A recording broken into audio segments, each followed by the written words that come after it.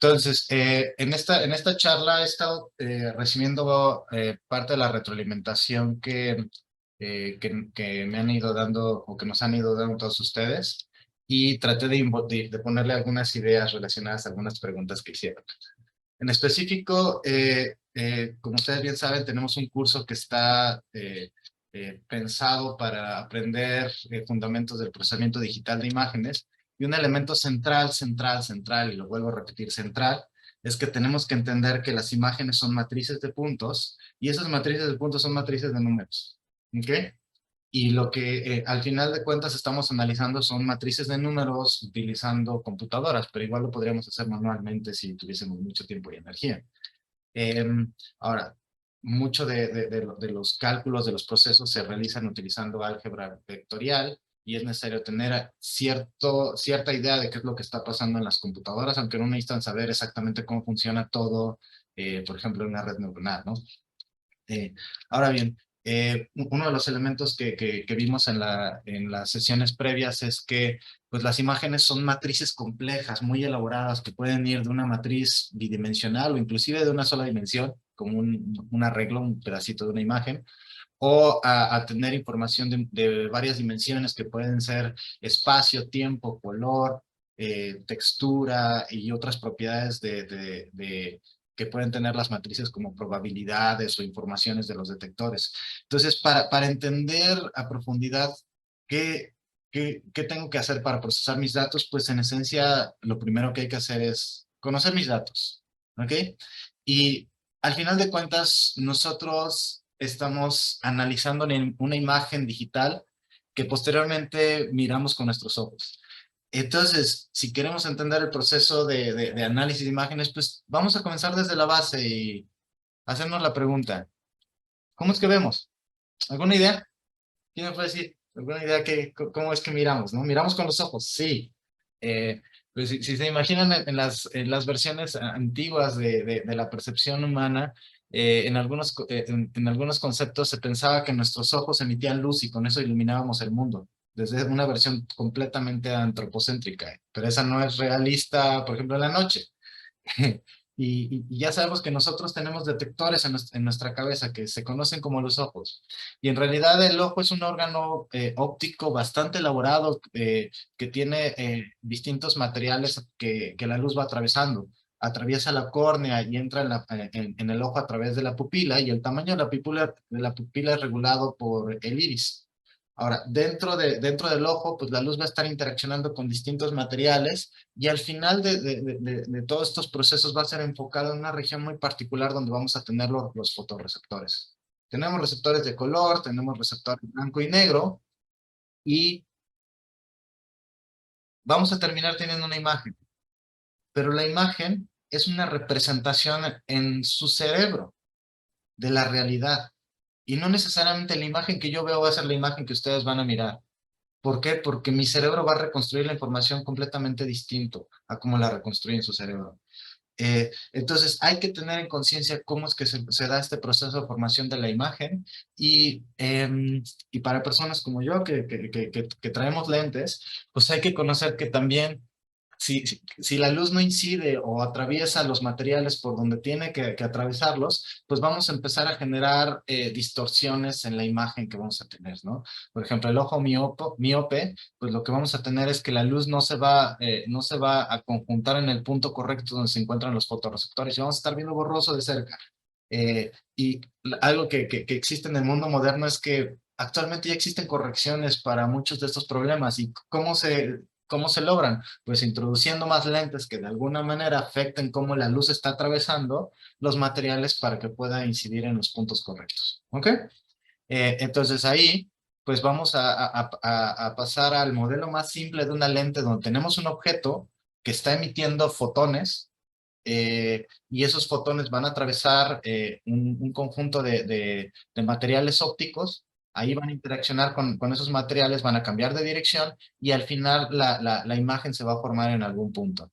Noten aquí que en este ejemplo de la lente simple, el objeto cambia de posición, cambia de orientación, ¿ok?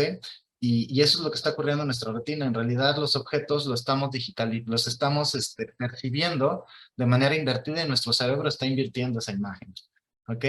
Entonces, ahora bien, hay que entender pues cuáles son las propiedades de la luz para entender cómo se va a formar una imagen en nuestro cerebro también. Y en realidad lo que ocurre es que la luz es una onda electromagnética. Y esa onda electromagnética pues va a tener ciertas propiedades que van a definir aspectos centrales de lo que podemos ver. Todos ustedes pueden ver hormigas, pueden ver mosquitos y también los pueden escuchar. También pueden saber dónde está su cabello, lo pueden mirar. Pero la invención del microscopio nos permitió hacer un cambio tremendo en la humanidad, que fue que pudimos definir conceptos como microorganismos, agentes causantes de enfermedad o agentes causantes de muchos aspectos positivos en la vida de este planeta. Entonces, pero eso los pudimos ver con los microscopios que utilizan óptica, y también tenemos microscopios electrónicos que utilizan electrones, y dependiendo de la manera en cómo viajan estos paquetes de información, ya sean fotones o electrones, se van a definir límites de la información que puede terminar en una imagen digital. En el caso de la luz, ese límite está definido por la naturaleza ondulatoria de la luz, es decir, por la longitud de onda de la luz, y tiene que ver con la dimensión de la lente. Este 2n seno de alfa tiene que ver con la apertura de la lente y cuántos fotones y cuál es la apertura angular para que entren esos fotones a la lente. ¿Ok? Este se conoce como el límite de difracción y Ernst Abbe fue de los primeros en definir límites en la óptica. ¿Y por qué esto es importante? Porque la luz cuando atraviesa materiales interacciona con ellos, y esto se debe a que tiene un componente eléctrico y un magnético. El componente eléctrico va a estar interaccionando con los electrones de la materia, y eso va a hacer que la luz cambie de dirección, que se retrase, y conforme esto está ocurriendo, se generan fenómenos de interferencia o fenómenos de descomposición. Por ejemplo, en este prisma de Newton que tengo en la imagen izquierda, la luz de color se está descomponiendo en distintas componentes de color, que van en este caso estoy mostrando el espectro electromagnético de la luz visible, pero hay muchos otros componentes.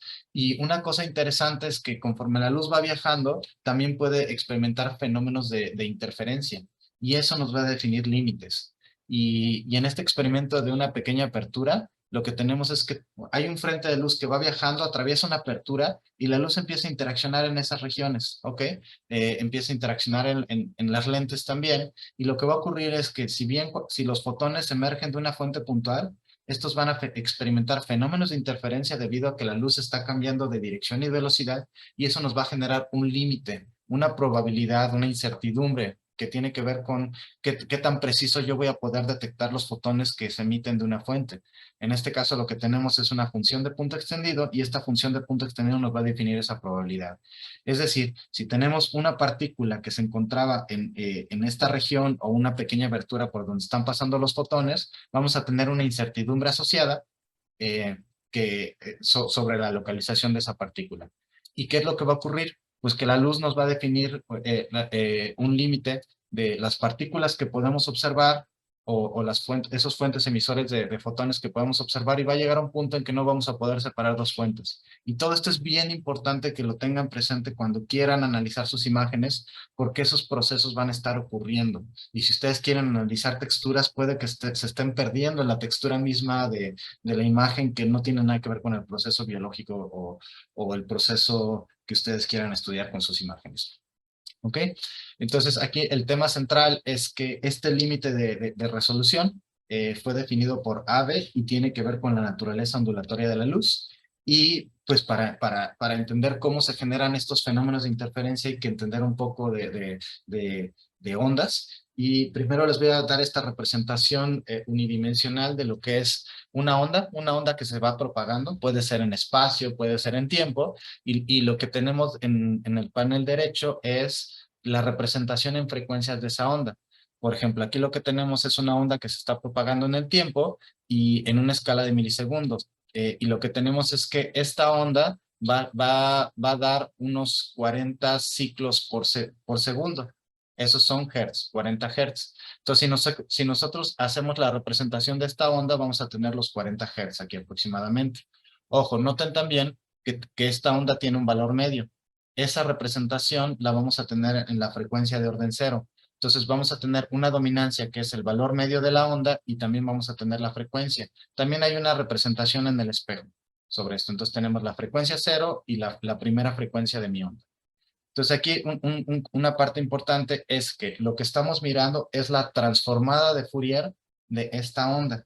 Y esa transformada de Fourier ya en algunos momentos tuvimos en uno de los cuartos, tuvimos una discusión sobre transformadas de Fourier. Pues en realidad es una representación matemática de las ondas en un espacio de frecuencias. Aquí lo que vamos a tener es el componente cero, que es el valor medio, y el componente de la frecuencia asociada a esta onda, ¿vale? Ahora pasemos al panel B. En el panel B tenemos una onda que tiene una frecuencia mayor. Noten que que la distancia entre picos es menor. Entonces lo que vamos a tener es que la frecuencia de esa onda, en este caso la frecuencia temporal de esa onda, es mucho mayor. Y como el valor medio de esta onda es cero, la representación en la frecuencia cero es nada, ¿vale? Entonces lo que está ocurriendo es que si estas dos ondas se propagan, pueden experimentar fenómenos de interferencia o se pueden combinar y es lo que estamos representando en el panel C. Es la suma de las ondas que vemos en el panel A y en el panel B. Noten que vamos a tener una función mucho más compleja, pero si nosotros hacemos la representación de esta función más compleja en la transformada de Fourier, resulta que no era tan compleja. Tenemos la frecuencia de orden cero, que es el valor medio de la onda azul, la frecuencia a los 40 Hz, que es la frecuencia característica de la onda azul, y la frecuencia de los 120 Hz, que es la frecuencia característica de la onda verde. Entonces, con este ejemplo, yo lo que les quiero transmitir es que existe un procesamiento matemático que se llama la transformada de Fourier, que nos permite estudiar la información en un espacio distinto al espacio real, que es el espacio de frecuencias. En ese espacio de frecuencias nosotros podemos analizar la información y discernir componentes. Lo que tenemos aquí son tres componentes, la frecuencia de orden cero, la frecuencia a 40 Hz y la frecuencia a 120 Hz. Bueno, les cuento todo esto porque lo mismo puede, aquí en este ejemplo tengo representaciones en el tiempo, pero eso puede ocurrir también en el espacio y en un espacio bidimensional como una imagen. Entonces, en esta representación lo que tenemos es, en el panel A, vamos a tener lo que es el dominio espacial de la imagen en X y Y, y vamos a tener una frecuencia que va en la horizontal. Y si nosotros le sacamos la transformada de Fourier a esa frecuencia, vamos a tener el valor medio, la frecuencia en cero, y vamos a tener la frecuencia característica a esa onda en el espacio.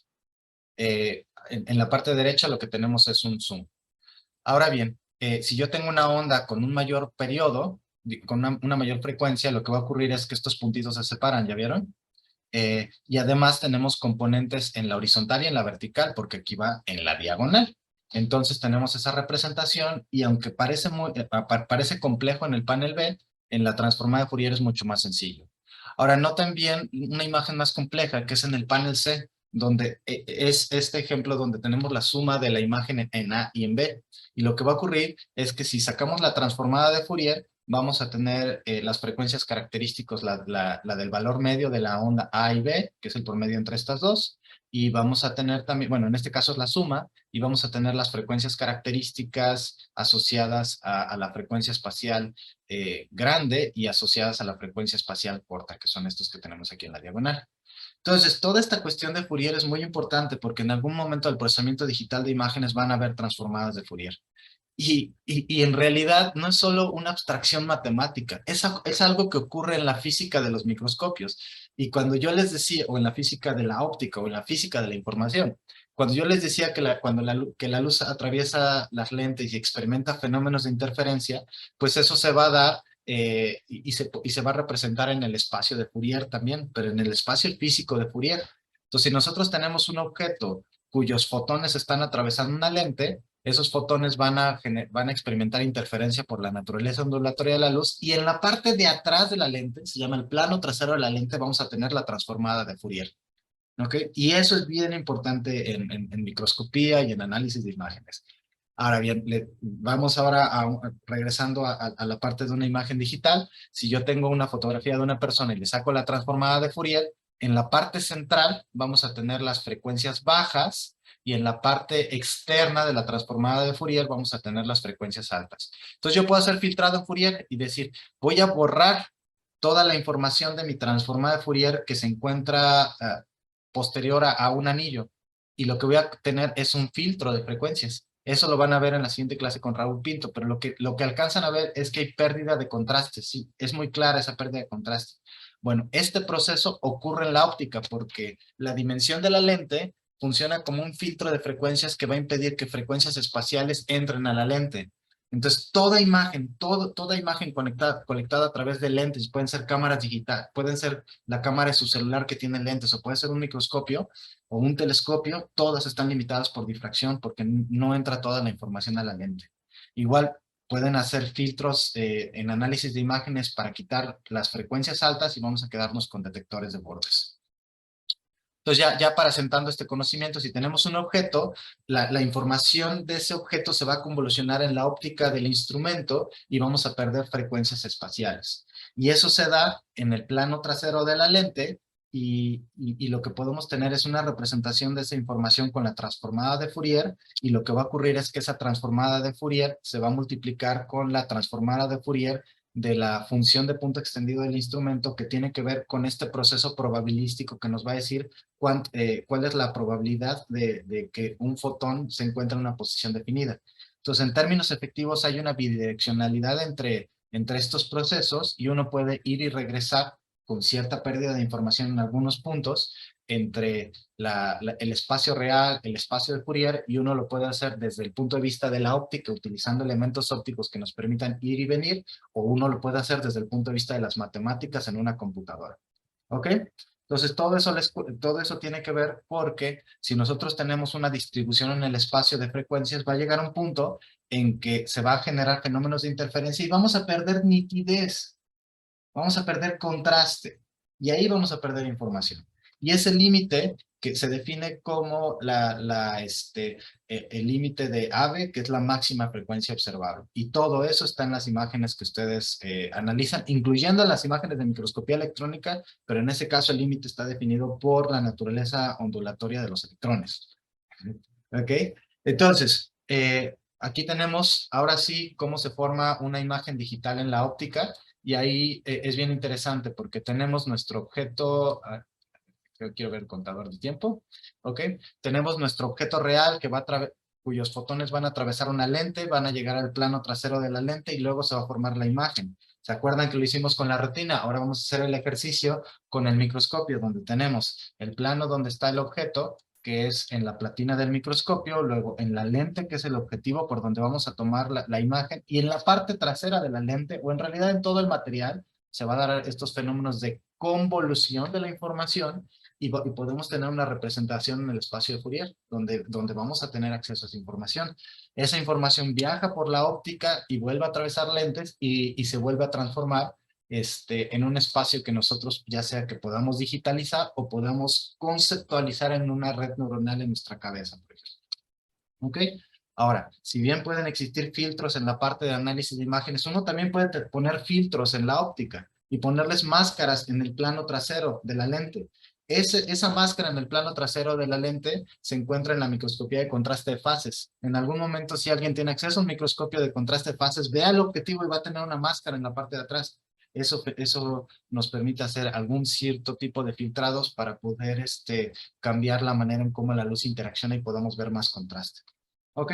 Entonces, bueno, no importa si tenemos un microscopio pequeño, uno grande, uno costoso, todos están limitados por difracción y no solo estamos limitados por la naturaleza ondulatoria de la luz, sino por la manera en cómo digitalizamos la información, porque al final los fotones que vamos a colectar se van a digitalizar en un espacio y tenemos que tener un muestreo y por ahí tuvimos una pregunta sobre el teorema del muestreo del Nico y Shannon y David la contestó muy bien. Si ustedes quieren tener una función, al menos requieren 3 puntos de esa función para tener una idea de qué cosa es. En este caso, si ustedes quieren diferenciar 2 puntitos cercanos, pues hay que colectar al menos 4 píxeles de esos puntos.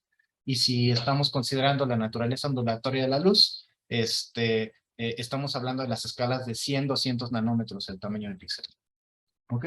Hay instrumentos que nos permiten superar esos límites de difracción, tanto ópticos como electrónicos, y todos ellos tienen que ver en generación de imagen digital. Y además hay que entender los principios en cómo las partículas que nos develan la existencia de materia interaccionan con el instrumento, interaccionan con el material. En el caso de la fluorescencia, hay cubos de fluorescencia que nos van a permitir separar la luz en distintos colores, y eso al final va a terminar formando parte de nuestra imagen digital. Y además hay que entender cómo se dan los procesos de absorción y emisión de fotones por los fluoróforos, en dado caso que estén haciendo microscopía confocal o algún tipo de microscopía de fluorescencia. ¿Ok?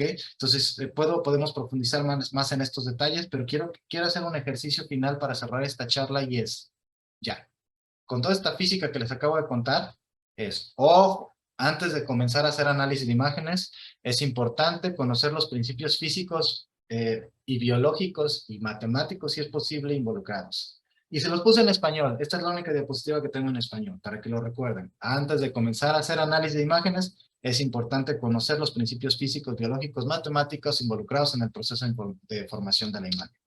Vamos a hacer un ejercicio y vamos a hacer una célula feliz con un modelito que construí en Fiji, donde vamos a tener una muestra marcada con fluoróforos de distintos colores. Esa información va a atravesar un objetivo, va a experimentar fenómenos de difracción, vamos a tener fenómenos de autofluorescencia, se va a digitalizar en una cámara CCD, Charge Coupled Device, le vamos a agregar ruido y al final vamos a tener nuestra imagen digital y la vamos a analizar en los siguientes 3 minutos.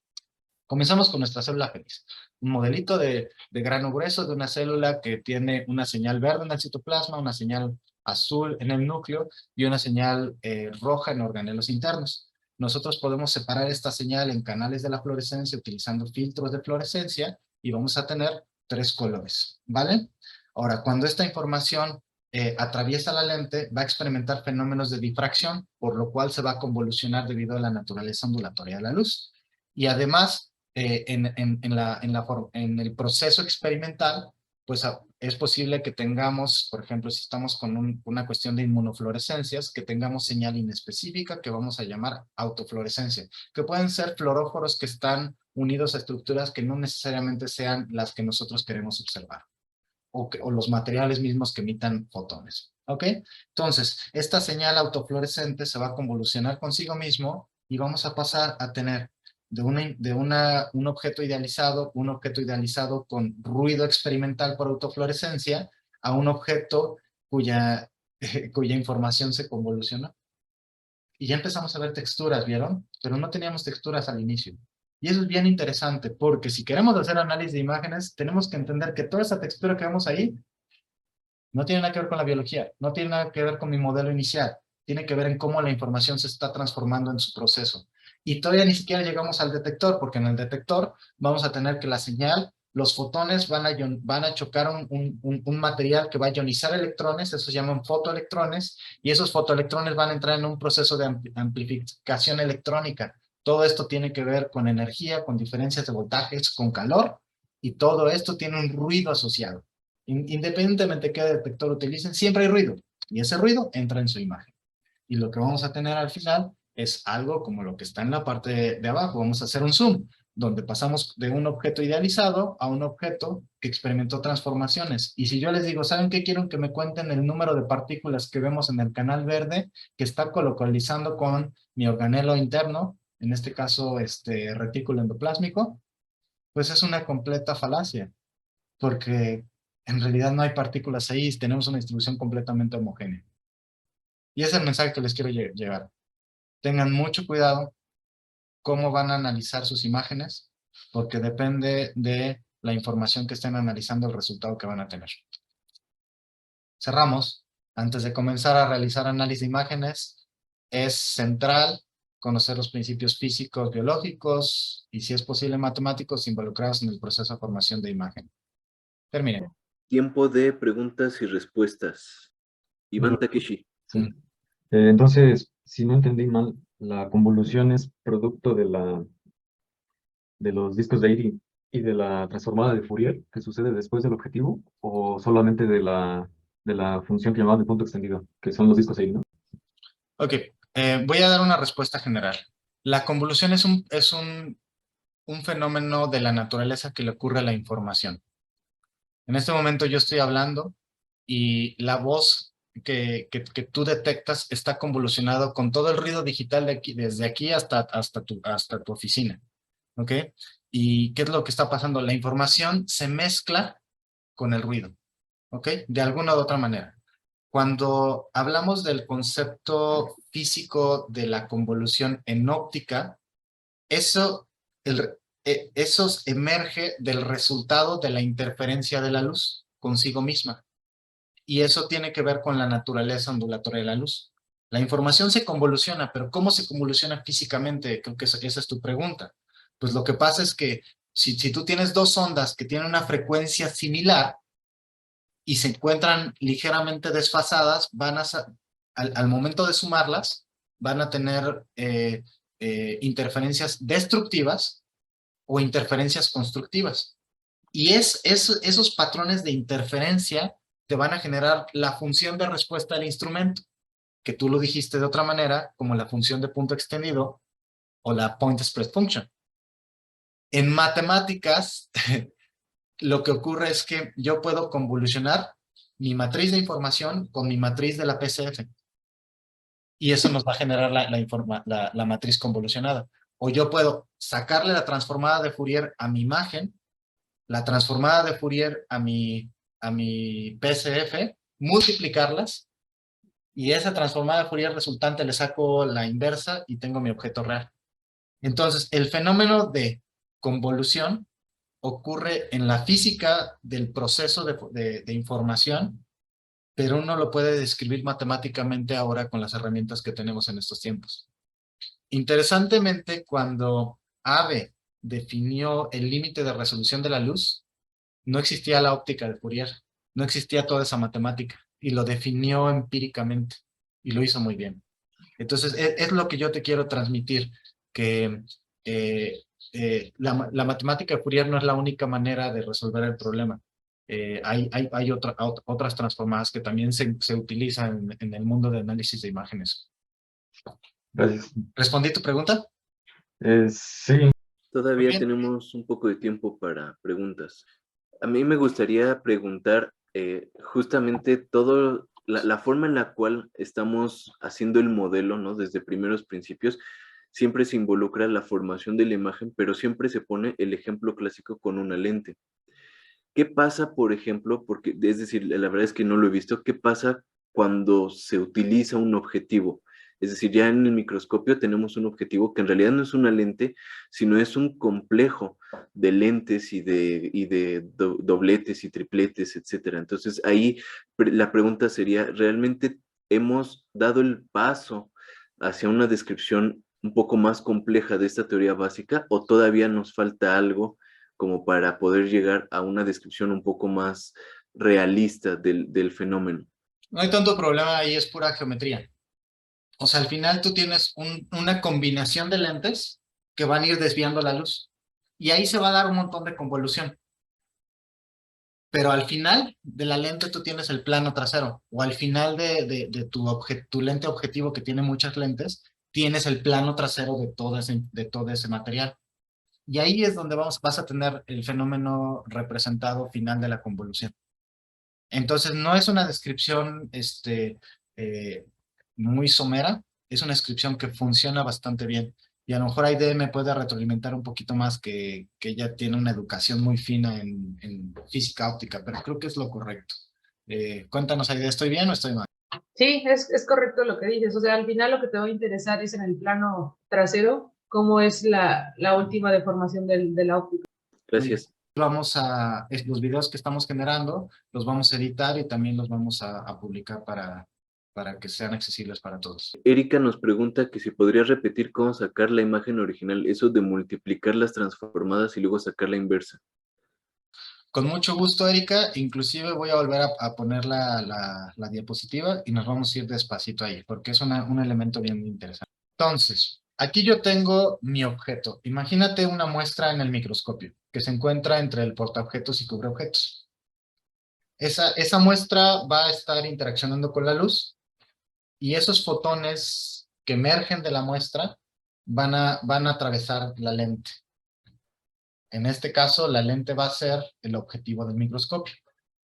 En el objetivo del microscopio, la luz va a interaccionar, va a interaccionar con varios materiales, varios tipos de cristales, y lo que va a ocurrir es que va a cambiar de dirección y de velocidad. Eso va a generar fenómenos de retrasamiento de la luz y va a generar fenómenos de interferencia de la luz. Todo esto en su conjunto va a ocasionar que la luz interfiera consigo mismo, como cuando, por ejemplo, si tú eh, depositas gotas de agua en una piscina, se generan ondas. Y esas ondas tienen que ver con fenómenos de interferencia y de propagación de onda de materia, en ese caso el agua que se está moviendo. Algo similar ocurre con la luz. La luz interfiere consigo mismo y va a generar, en las crestas son los fenómenos de interferencia positivo y en los valles los fenómenos de interferencia negativo. Eso es lo que se ve en la parte inferior, que es la función de punto extendido. Esta es la función de respuesta del instrumento. Entonces, físicamente lo que ocurre es que tú tienes un objeto real, pero el objeto que tú digitalizas, que es la imagen digital, ya perdió información, porque estas frecuencias espaciales altas no entran en tu imagen, o se cree que no entran en tu imagen actualmente. Que estamos cambiando un poco eso, pero para este curso no nos metemos mucho. Ahora bien, cuando la luz sale del objetivo, en la parte justo de atrás del objetivo, se va a dar la transformada de Fourier, y es donde ya vamos a tener este fenómeno de convolución, ¿ok? Este sería, lo que tenemos aquí, es la transformada del objeto real, la transformada de Fourier del objeto real, pero esa no la vemos.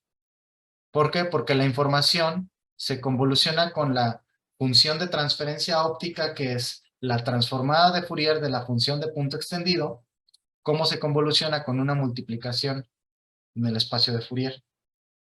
Si puedes ver en esta multiplicación, en toda esta parte de afuera hay puros ceros, no hay información. Perdemos información. Perdemos frecuencias espaciales altas, que son las que se representan aquí. Perdemos la textura del objeto. La imagen que tú analizas, si fue colectada con óptica, es una imagen que ya perdió frecuencias. ¿Logré explicarlo lo mejor esta vez? Creo que Iván Takeshi tiene la mano levantada. Adelante, Iván. Sí, en términos prácticos, en la microscopía de Snomarsky, después del objetivo tenemos lo que yo conozco como prisma, no sé si se llame así. Sí. Tengo dos preguntas. Una, ¿esa es la transformada de Fourier óptica, digamos? Y segunda, ¿la posición de este prisma puede variar? Yo siempre lo ajusto en la forma en que me dé la mejor textura o la mejor contraste de los espacios que hay en la muestra. ¿Pero hay una forma correcta de ajustarlo? Sí, hay una forma correcta, y en realidad es importante que conozcas un poco más cómo funciona la técnica, porque son 4 elementos ópticos que se le agregan al microscopio óptico. Le agregas 2 polarizadores, uno de ellos es un analizador, y le agregas 2 prismas de Normansky. Y lo que ocurre es que el primer prisma de Normansky genera un fenómeno que se llama birrefringencia, que la luz polarizada la va a dividir en 2, y una de ellas va a tener una rotación de 90 grados. Entonces, esos 2 rayos van a interaccionar con tu espécimen, van a experimentar interferencia y se van a volver a juntar con otro prisma de Normansky. La interferencia que se da en la muestra se devela en el segundo prisma de Normansky, cuando se vuelven a juntar los rayos. Entonces no es tan trivial como lo estabas planteando. Para responder específicamente tu pregunta de manera puntual, es que tú tienes que colocar de manera adecuada el segundo prisma de Normansky, tal que se pueda dar el fenómeno de reunión de los rayos que te devela la interferencia que se tiene. Si no lo haces bien, no vas a tener las sombras características de Normansky, vas a terminar con una imagen tipo campo claro. Sí, sí, esto lo hago a ojo para que me Sí. des precisamente esa textura y no una imagen plana como el campo claro, pero no Ujú. sabía si había una forma más exacta que a ojo. Se llama, tú buscas contrastes. Y eso es lo que te da la técnica. Entonces, Ujú. nuestros ojos son muy buenos para detectar contrastes. Son malos para medir numéricamente o para medir diferencias, Ujú. para medir cambios absolutos, pero son muy buenos para medir diferencias. Entonces, a ojímetro funciona bastante bien. Ok, gracias.